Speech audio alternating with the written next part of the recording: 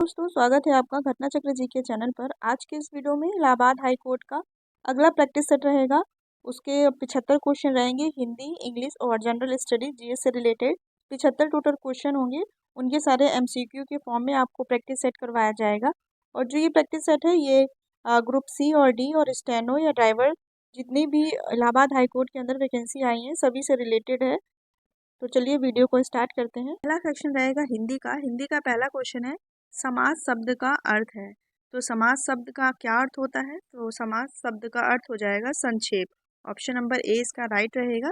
समास का अर्थ क्या होता है? संक्षेप। और समास की परिभाषा क्या होती है? दो या दो से अधिक शब्दों के मेल से एक नया शब्द बनता है, उसे समास बोलते हैं। ठीक है, जैसे कि यदि लिखा गया है राजपुत्र, तो ये दो शब्दों से मिला हुआ है, राज और पुत्र, या राजा का पुत्र, तो ये समास के रूप में पढ़ा जाता है इसको। तो इसका राइट आंसर हो जाएगा ऑप्शन नंबर ए, संक्षेप। राजा का पुत्र का संक्षेप कर दिया गया है राजपुत्र। फिर अगला क्वेश्चन है, गणेश का पर्यायवाची शब्द क्या होगा? तो गणेश का पर्यायवाची शब्द होगा विनायक। ऑप्शन नंबर इसका सी राइट है, विनायक है। ठीक है, और क्या है गणेश के पर्यायवाची की बात करें तो लंबोदर भी कहते हैं, एकदंत भी कहते हैं, गजानन, विनायक हो गया, और हेरंब एक पूछा जाता है। हेरंब बहुत पूछा जाता है क्योंकि ये तो सभी जानते हैं, लेकिन हेरंब भी एग्जाम में काफ़ी बार पूछा गया है, तो इसको याद रखेंगे हेरंब को। फिर अगला क्वेश्चन है, गरल शब्द का विलोम क्या है? तो गरल शब्द का विलोम हो जाएगा सुधा। ऑप्शन नंबर इसका सी राइट हो जाएगा, सुधा हो जाएगा। फिर अगला क्वेश्चन है, चौथा क्वेश्चन देखेंगे, यह मेरा छोटा भाई है, इस वाक्य में यह शब्द व्याकरण की दृष्टि से क्या है? तो यह जो शब्द है पूछ रहा है, जो ग्रामर, हिंदी ग्रामर में ये यह का क्या मतलब है? तो यह तो पता चल गया होगा सबको, सर्वनाम। ऑप्शन नंबर बी राइट हो जाएगा। क्या है? यह जो दिया हुआ है ये सर्वनाम का एक उदाहरण है। सर्वनाम क्या होते हैं? जो शब्द संज्ञा के स्थान पर प्रयोग होते हैं। संज्ञा क्या होती है? जैसे वस्तु, व्यक्ति का जो नाम होता है, जैसे यहाँ किसी का नाम होता तो वो संज्ञा हो जाती कि अंकित मेरा छोटा भाई है, तो ये अगर अंकित हो पूछता तो वो संज्ञा हो जाती है। अब संज्ञा के स्थान पर यह का प्रयोग हुआ है, तो संज्ञा की परिभाषा ही होती है कि संज्ञा के स्थान पर प्रयोग होने वाले शब्द को सर्वनाम कहते हैं। तो यह क्या हो जाएगा? सर्वनाम हो जाएगा। ठीक है, इसका right answer option number B हो जाएगा, याद रखेंगे। और सर्वनाम के जो भेद होते हैं ये 6 भेद होते हैं। और सर्वनाम कितने प्रकार के होते हैं? तो 11 प्रकार के होते हैं। ये दो अक्सर एग्जाम में पूछे जाते हैं, तो याद रखेंगे इसको भी। अगला क्वेश्चन देखेंगे, दिए गए मुहावरे के अर्थ का चयन कीजिए। गंगा नहाना, तो गंगा नहाना का क्या मतलब है? नदी में स्नान करना, पवित्र होना, कार्य पूरा कर निश्चिंत होना। ये सही आंसर है, इसका right answer option number C होगा, प्रशंसा करना भी नहीं है। फिर अगला क्वेश्चन है, दिए गए रिक्त स्थान की पूर्ति करनी है। तो ये तो बहुत ही फेमस कहावत है, अंधों में काना राजा, है ना? तो ऑप्शन नंबर ए इसका राइट हो जाएगा। फिर है सातवां क्वेश्चन, अ, ई, उ और री कौन से स्वर हैं? तो स्वरों के प्रकार, स्वर 3 प्रकार के होते हैं, ह्रस्व स्वर, दीर्घ स्वर और प्लुत स्वर। इसमें जो स्वर का प्रकार है यह है ह्रस्व स्वर। ठीक है, छोटा अ, छोटी ई, उ, री, ये हो जाएंगे ह्रस्व स्वर। और दीर्घ स्वर हो जाएगा आपका बड़ा आ, बड़ी ई, बड़ी ऊ, वो हो जाएगा दीर्घ स्वर। और प्लुत क्या होता है? तो जो ये ओम, ये खींच कर बोला जाता है, ये आ जाता है प्लुत स्वर में। ठीक है, तो इसका राइट आंसर आपका हो जाएगा ऑप्शन नंबर बी, ये क्या है? ह्रस्व स्वर है। फिर नेक्स्ट क्वेश्चन है, उथला शब्द का विलोम क्या है? तो उथला शब्द का विलोम हो जाएगा गहरा। ठीक है, ऑप्शन नंबर डी इसका सही हो जाएगा। उथला का हो जाएगा, उथला मतलब ऊपरा हुआ, तो नीचे का गहरा हो जाएगा। ऑप्शन नंबर डी इसका राइट है। फिर नेक्स्ट क्वेश्चन है, मिठास शब्द कौन सी संज्ञा का एक उदाहरण है? तो मिठास शब्द है भाववाचक संज्ञा का उदाहरण, है ना? संज्ञा जो 5 प्रकार की होती है, तो उसका उदाहरण है। जो मिठास शब्द है इसका उदाहरण हो जाएगा भाववाचक संज्ञा। भाववाचक संज्ञा को कहा जाता है कि हम छू या देख नहीं सकते हैं, तो इसका right answer option number C, याद रखेंगे, भाववाचक संज्ञा। फिर हिंदी भाषा में वचन कितने प्रकार के होते हैं? तो वचन 2 प्रकार के होते हैं, एक वचन और बहुवचन। ऑप्शन नंबर ए इसका राइट है। फिर नेक्स्ट क्वेश्चन है, 11वां क्वेश्चन हो जाएगा, भाषा की सबसे छोटी इकाई क्या है? तो भाषा की सबसे छोटी इकाई होती है वर्ण।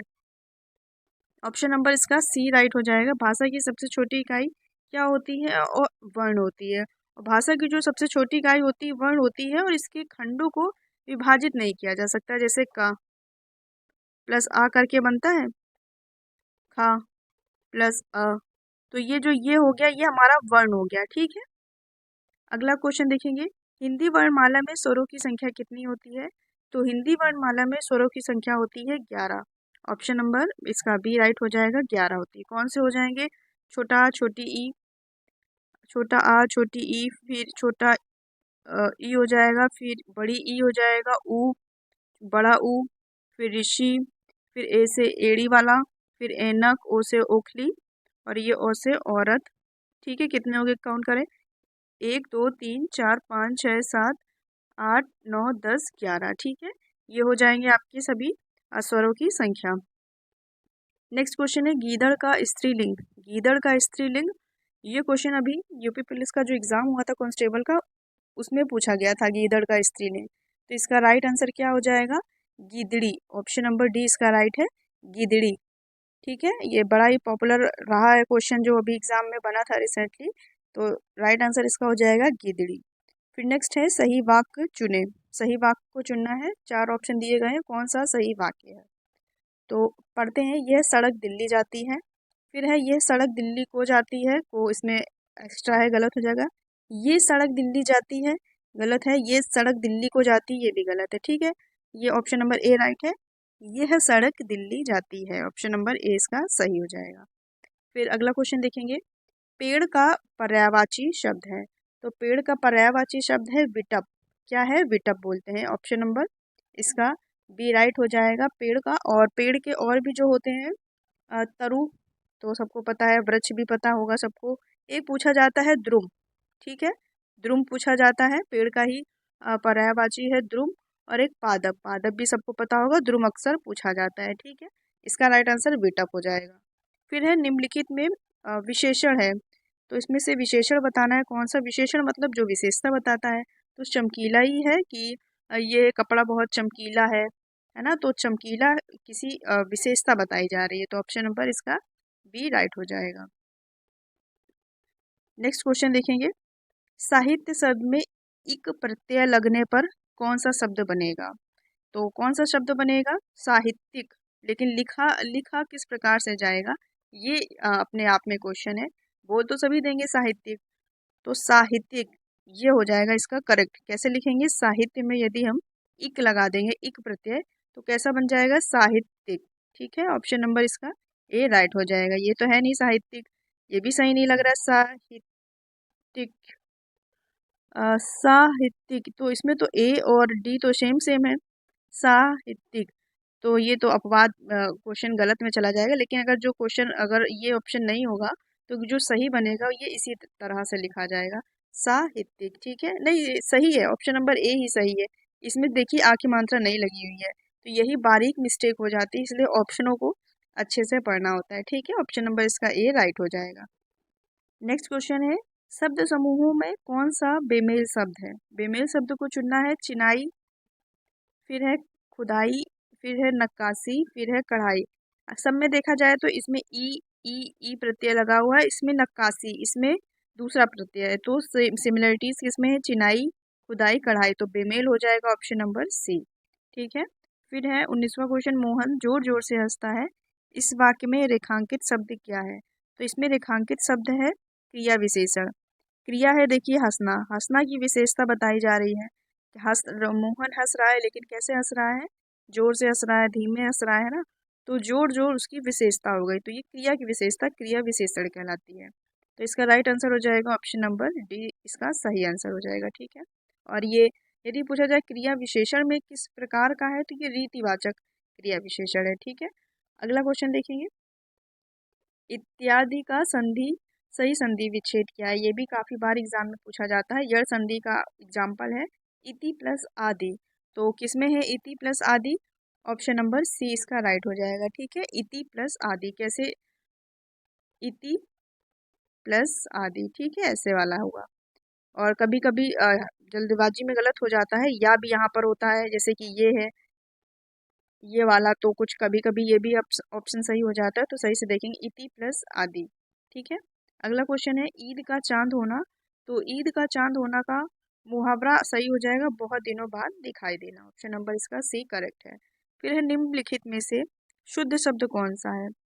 तो शुद्ध शुद्ध शब्द हमारा हो जाएगा श्रीमती श्रीमती श्रीमती श्रीमती, तो श्रीमती तो ऐसे ही लिखते हैं ना, तो ऑप्शन नंबर इसका सी करेक्ट हो जाएगा। कहीं कहीं ऐसे भी लिख देते हैं लेकिन वो गलत होता है। राइट करेक्टली जो होता है यही सही होता है वर्तनी के हिसाब से। फिर अगला क्वेश्चन देखेंगे, जो आसानी से ना मिले, वाक्यांशों का एक शब्द है, जो आसानी से ना मिले उसे क्या कहेंगे, दुर्लभ। ठीक है, ऑप्शन नंबर बी राइट रहेगा, दुर्लभ कहेंगे। फिर है, दिए गए वाक्य में से विस्मयादि बोधक शब्द बताइए। यही चीज इंग्लिश ग्रामर में पूछी जाती है इंटरजेक्शन के रूप में, विस्मयादि। उफ कितनी गर्मी है, तो इसमें विस्मयादि बोधक तो सभी बता लेंगे, ऑप्शन नंबर बी राइट हो जाएगा, उफ, है ना।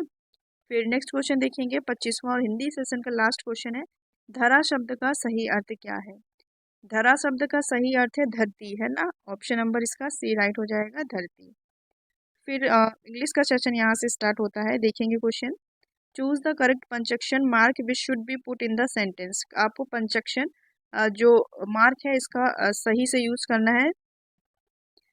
जो ब्रैकेट है यहाँ पर क्या आएगा ही के बाद। क्वेश्चन है, he has written a good report, कह रहा है उसने एक अच्छी रिपोर्ट लिखी है। हैज़ेंट ही पूछ रहा है उसने एक अच्छी रिपोर्ट लिखी है ना। इसका सेंटेंस का हिंदी अर्थ ये है, तो इसमें ही के बाद जो ब्रैकेट लगा हुआ है इसमें पूछ रहा है कि कौन सा हम मार्क को फिल करेंगे, कौन सा मार्क करेक्ट है। तो ये तो क्वेश्चन मार्क हो गया, हैज़ेंट ही, जैसे हम लोग हिंदी में बोलते हैं ना, ये चीज़ बहुत सुंदर है ना, तो वही क्वेश्चन मार्क है, हैज़ेंट ही। तो यहाँ पर आ जाएगा आपका क्वेश्चन मार्क, तो ऑप्शन नंबर इसका डी करेक्ट हो जाएगा। अगला क्वेश्चन देखेंगे, choose the most suitable proposition, तो contentment is a essential happiness. इसमें आपको बताना है करेक्ट जो फिल इन द ब्लैंक्स में क्या भरा जाएगा। Containment is essential for happiness, happiness के लिए, ठीक है, ऑप्शन नंबर ए इसका राइट हो जाएगा। फिर नेक्स्ट क्वेश्चन है, the correctly spelled word is, इसमें इम्पोर्टेंट, इम्पोर्टेंट ही सेंटेंस जो शब्द है इम्पोर्टेंट ही है, तो उसमें करेक्ट मीनिंग कौन सी हो जाएगी, IMPORTANT, इम्पोर्टेंट शब्द का जो सही स्पेलिंग है ये है।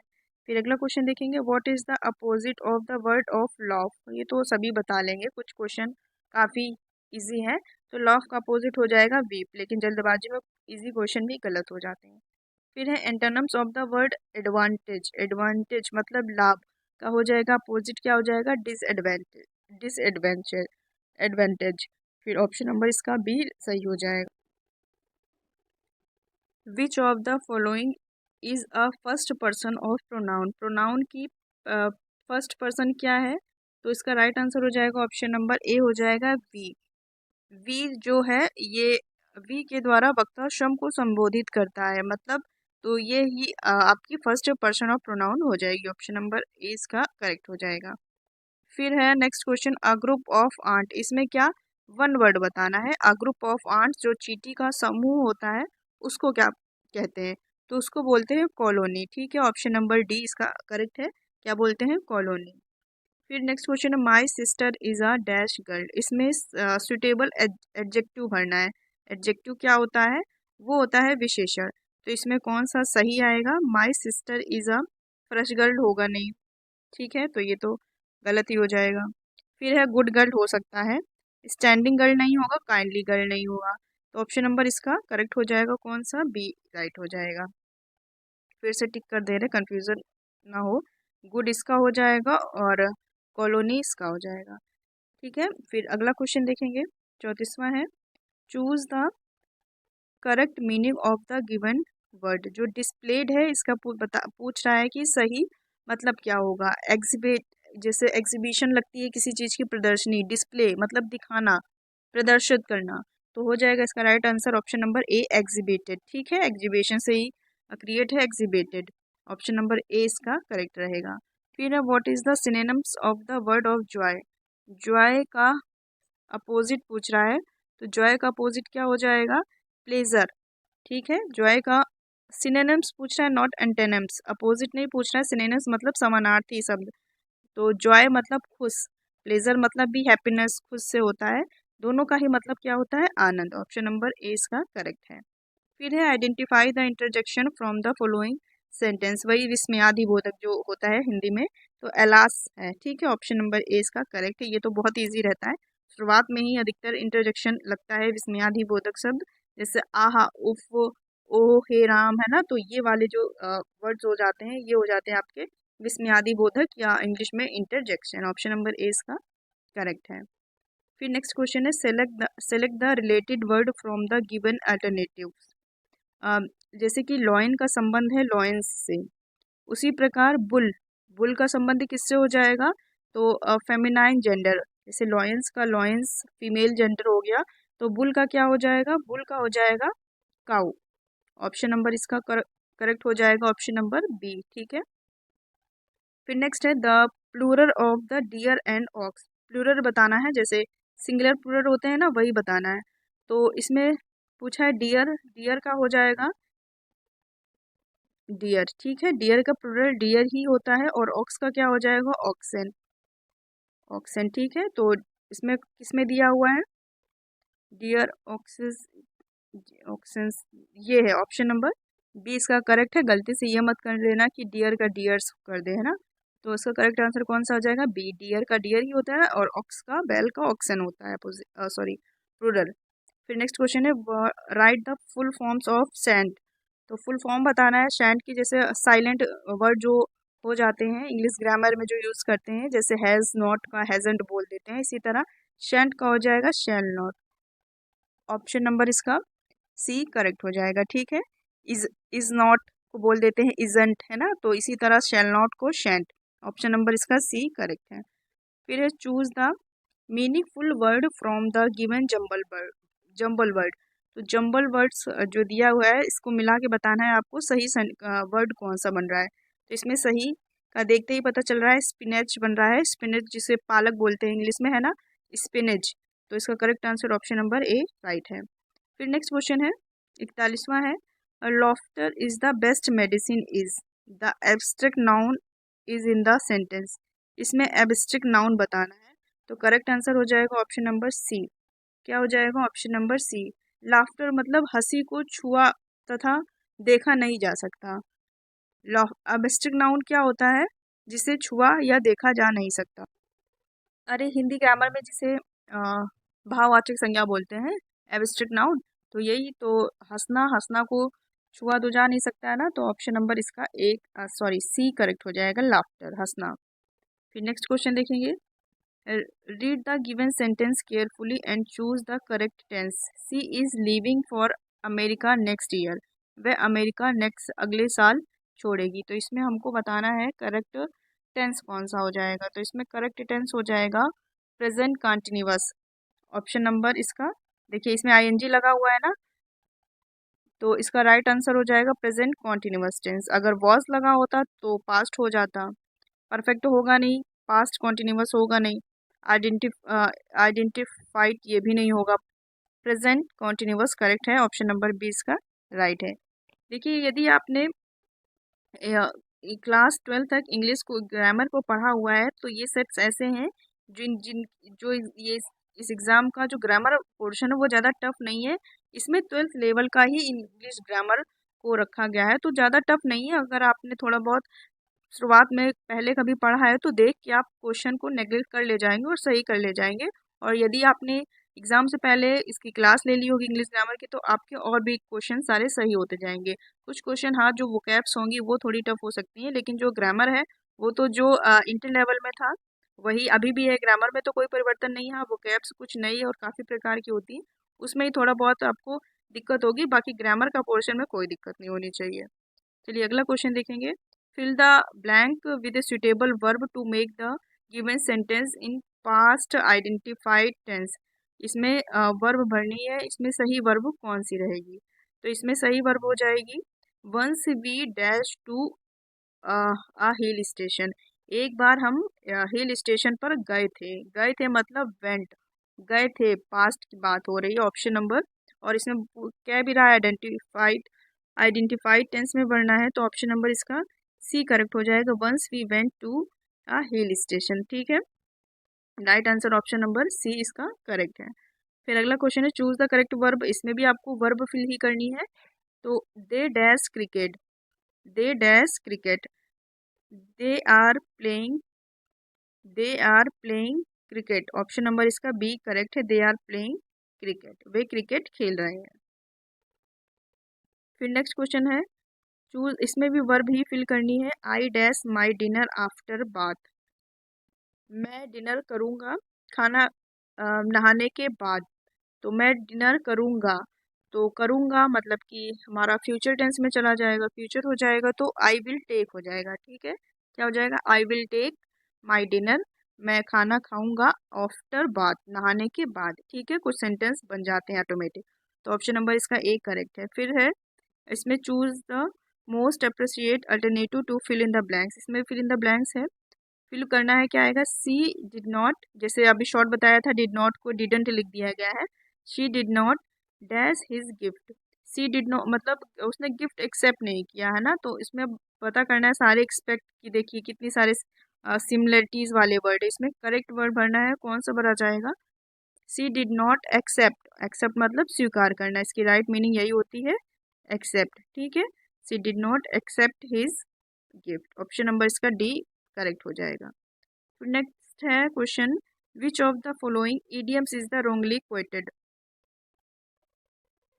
आ स्टोन थ्रो, ये हो जाएगा शॉर्ट डिस्टेंस, ये भी सही है, इसमें रॉन्गली बताना है। आ रेड लेटर मतलब कोई खास या महत्वपूर्ण डे, ये भी करेक्ट ही है।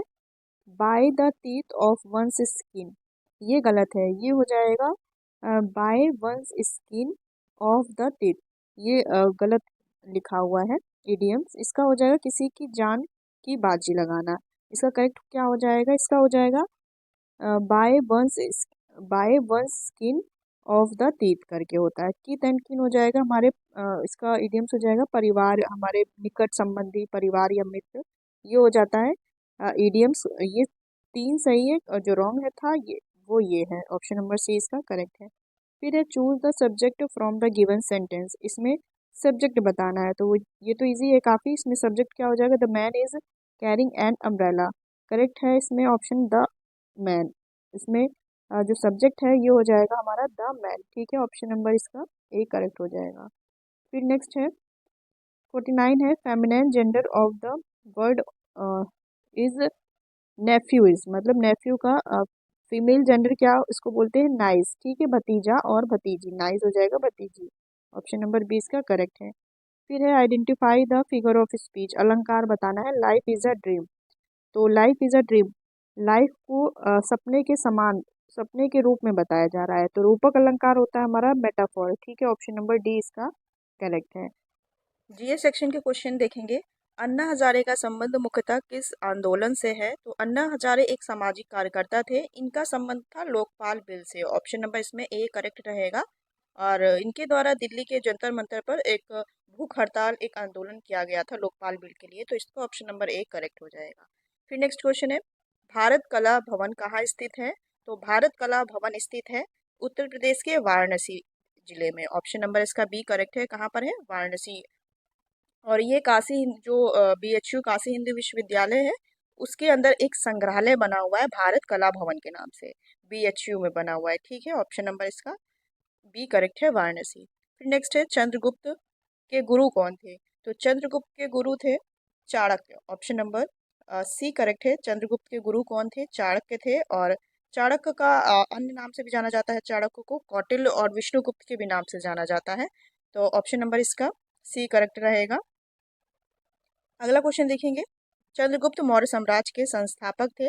नेक्स्ट क्वेश्चन देखेंगे, कुरान किस का धर्म ग्रंथ है, तो सबको ही पता है कुरान इस्लाम धर्म से संबंधित है, ऑप्शन नंबर इसका सी करेक्ट हो जाएगा।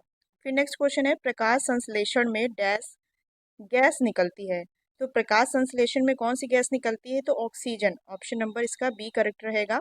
इसमें क्वेश्चन आप लोग भी प्रैक्टिस कीजिएगा, क्वेश्चन वीडियो को पॉज करके देखिएगा आपका क्वेश्चन कौन से सही हो रहे हैं, कौन से गलत हो रहे हैं, कौन से सेक्शन में आपको कम क्वेश्चन के आंसर करेक्ट हो पा रहे हैं, तो फिर उस पर अपना थ्योरी वाइज अध्ययन करिएगा। इसमें राइट आंसर रहेगा प्रकाश संश्लेषण में कौन सी गैस निकलती है, तो प्रकाश संश्लेषण में ऑक्सीजन गैस निकलती है। और जो ये इस प्रक्रिया में हरे जो पौधे होते हैं सूर्य के प्रकाश की उपस्थिति में पर्णहरित की सहायता से कार्बन डाइऑक्साइड CO2 और जल का उपयोग करके भोजन का निर्माण करते हैं, जो ये प्रकाश संश्लेषण की क्रिया है। ठीक है, याद रखेंगे इसको। अगला क्वेश्चन देखेंगे, 56वां है, भारत में लगातार दो जनगणनाओं के बीच में कितना अंतराल रहता है? तो जो भारत में जनगणना होती है ये प्रत्येक 10 वर्षों के बाद होती है। ऑप्शन नंबर इसका सी करेक्ट है, 10 वर्षों के बाद होती है। और इससे एक और क्वेश्चन पूछा जाता है कि भारत में जनगणना की शुरुआत कब हुई? तो 1872 में लॉर्ड मेयो के शासनकाल में शुरुआत हुई थी। और जो यदि पूछा जाता है नियमित, तो नियमित कब हुई थी? तो 1881 में। कब? 1881 में लॉर्ड रिपिन के शासनकाल में ये जो जनगणना थी ये नियमित रूप से होने लगी। और शुरुआत कब हुई थी? 1872 में लॉर्ड मेयो के समय में। तो इसका correct answer option number C है, याद रखेंगे। फिर नेक्स्ट क्वेश्चन देखेंगे, इसरो का पूरा नाम क्या है?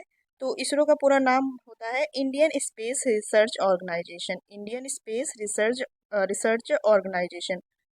हिंदी में बात करें तो भारतीय अंतरिक्ष अनुसंधान संगठन। क्या होता है? भारतीय अंतरिक्ष अनुसंधान संगठन। ऑप्शन नंबर सी करेक्ट है। और इसरो की स्थापना वर्ष पूछा जाता है 1969 है। और इसका मुख्यालय कहाँ पर है? बेंगलुरु में है। ठीक है, कर्नाटक बेंगलुरु में है, याद रखेंगे। फिर नेक्स्ट है, किसे भारत का लौह पुरुष के नाम से जाना जाता है? तो भारत का लौह पुरुष के नाम से जाना जाता है सरदार वल्लभ भाई पटेल को। ऑप्शन नंबर इसका डी करेक्ट, याद रखेंगे। कौन है भारत के लौह पुरुष के नाम से जाना जाता है? सरदार वल्लभ भाई पटेल को।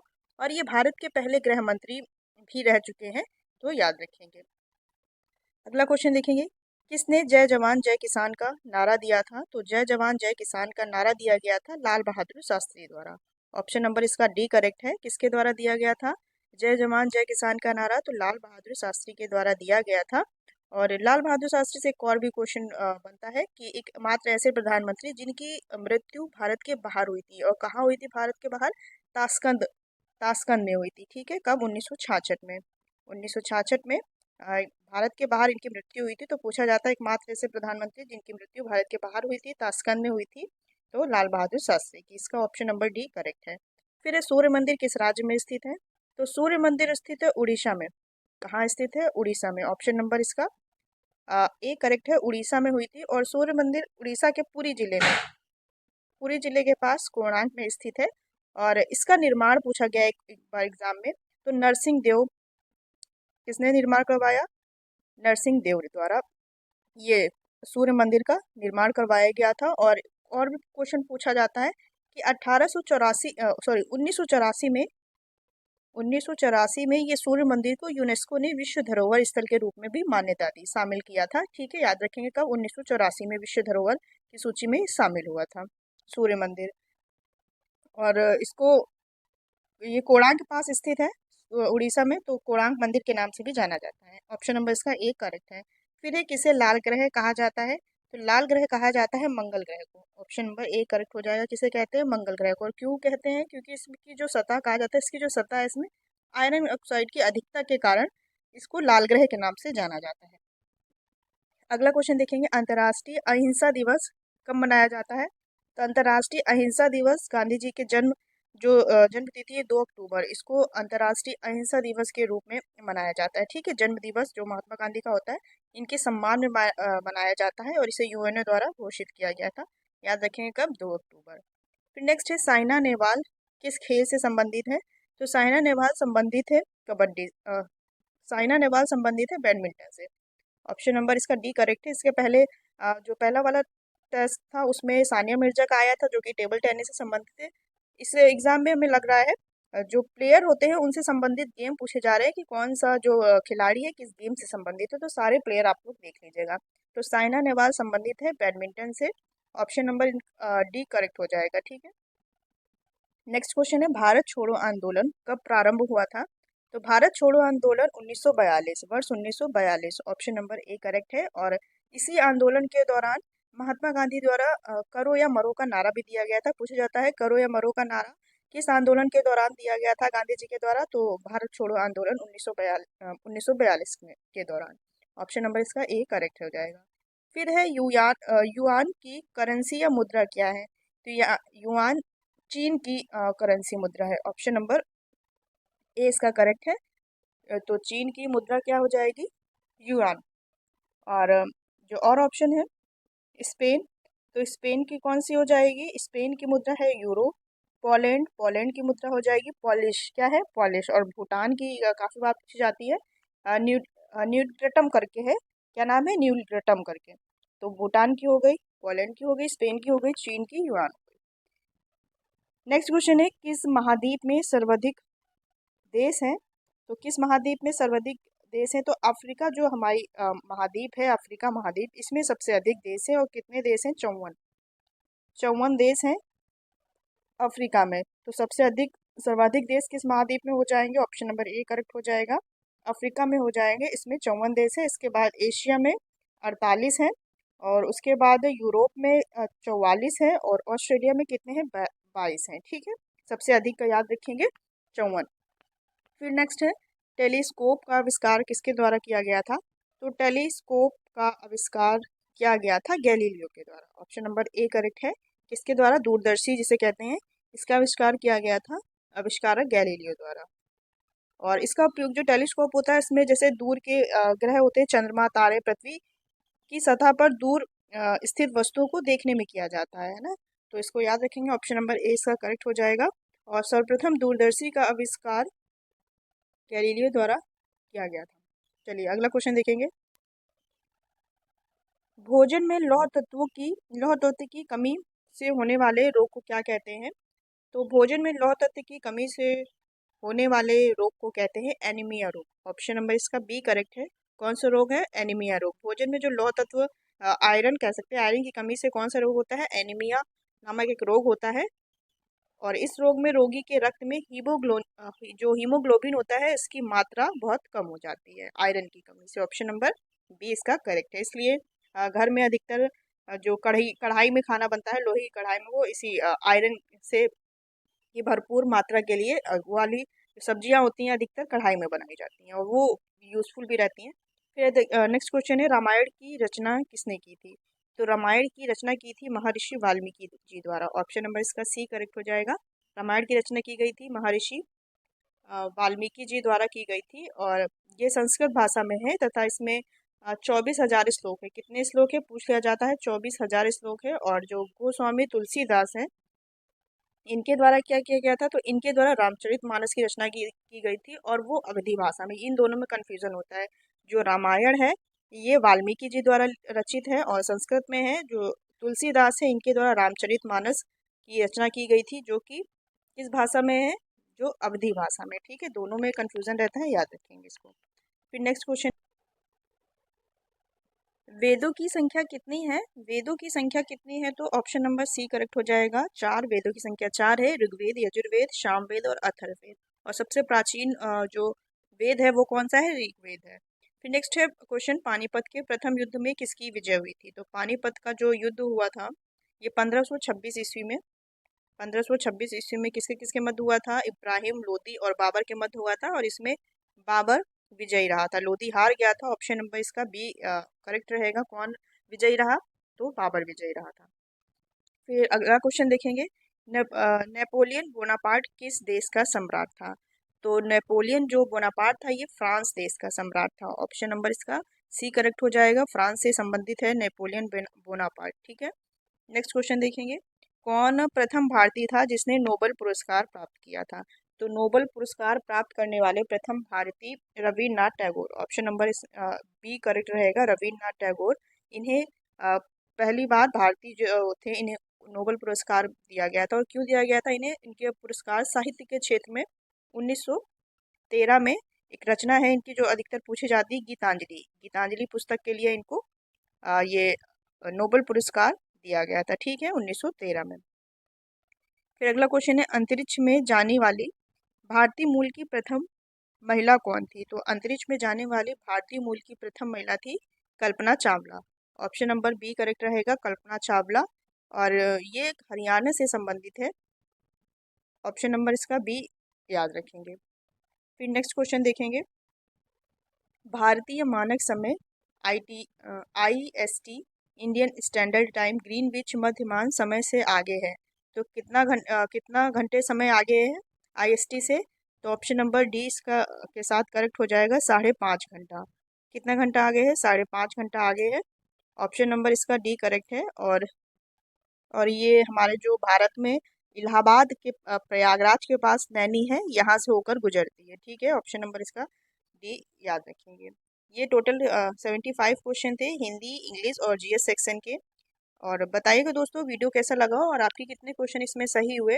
नेक्स्ट वीडियो के साथ मिलते हैं, जो कि इसका जो अब अगला से प्रैक्टिस सेट रहेगा, तीसरा रहेगा।